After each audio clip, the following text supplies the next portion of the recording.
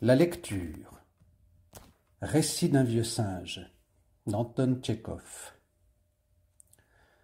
Un certain jour, dans le cabinet de notre chef Ivan Petrovitch Semipalatov, se trouvait le directeur du théâtre Galamidov, qui parlait du jeu et de la beauté de nos actrices.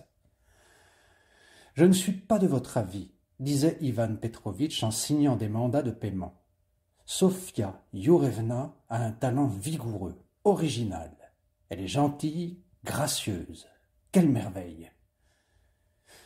Ivan Petrovitch voulait continuer, mais saisi par l'enthousiasme, il ne put ajouter un mot, et fit un sourire si large et si doux que l'entrepreneur, en le voyant, se sentit du sucre dans la bouche.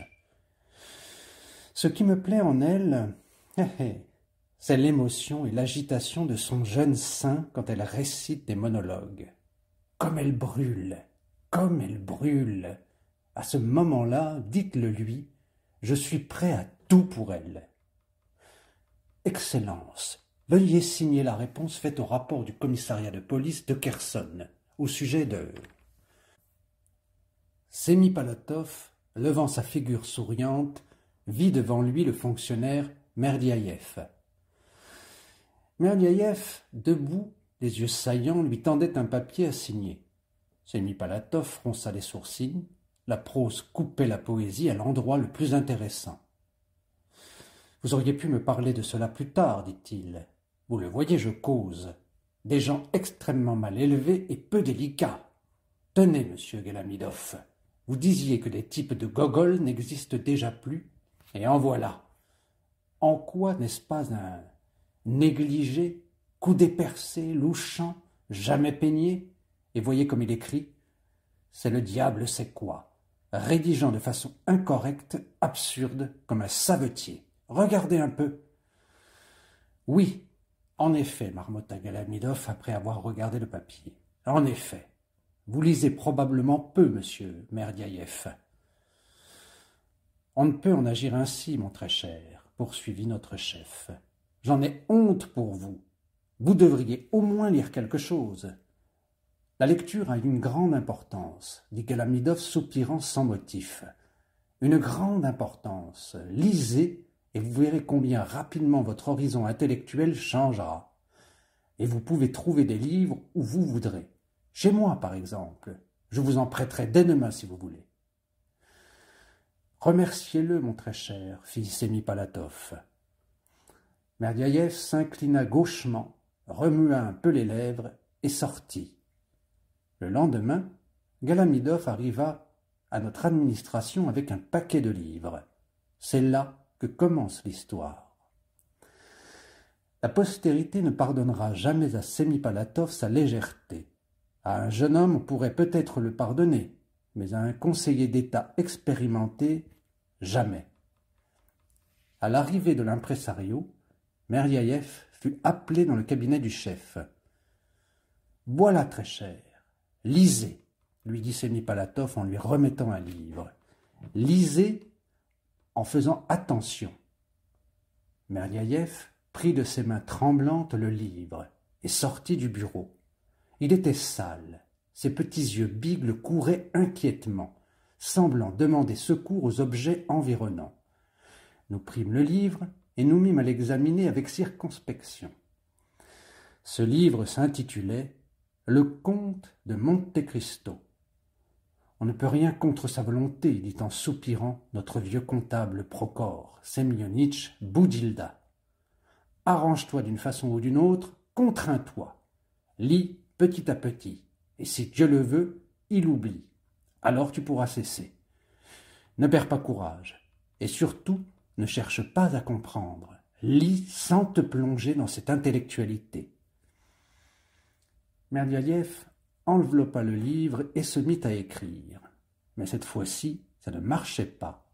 Ses mains tremblaient, ses yeux louchaient, regardant l'un le plafond, l'autre son encrier.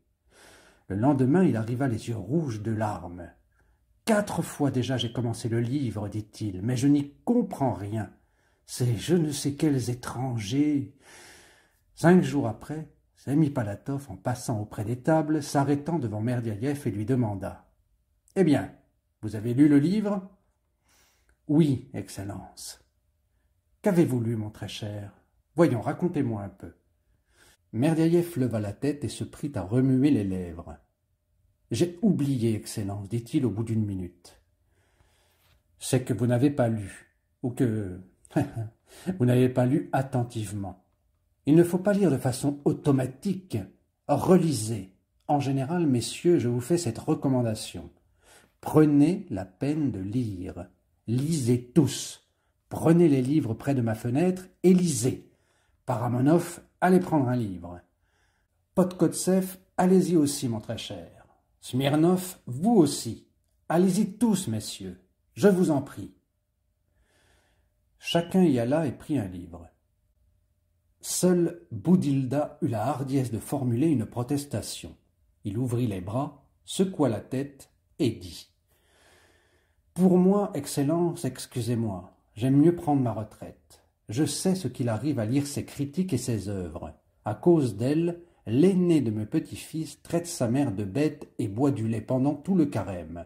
Excusez-moi, Excellence. » Vous n'y entendez rien, lui dit Senipalatov, qui d'ordinaire passait au vieillard toutes ses incartades.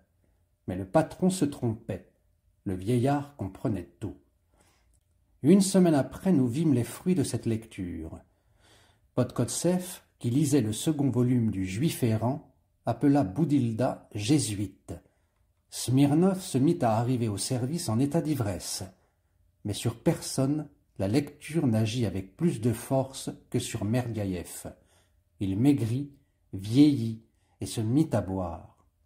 « Prokhor Semyonitch, disait-il à Boudilda, faites que j'ai à prier éternellement Dieu pour vous. Demandez à son Excellence qu'il m'excuse. Je ne puis pas lire.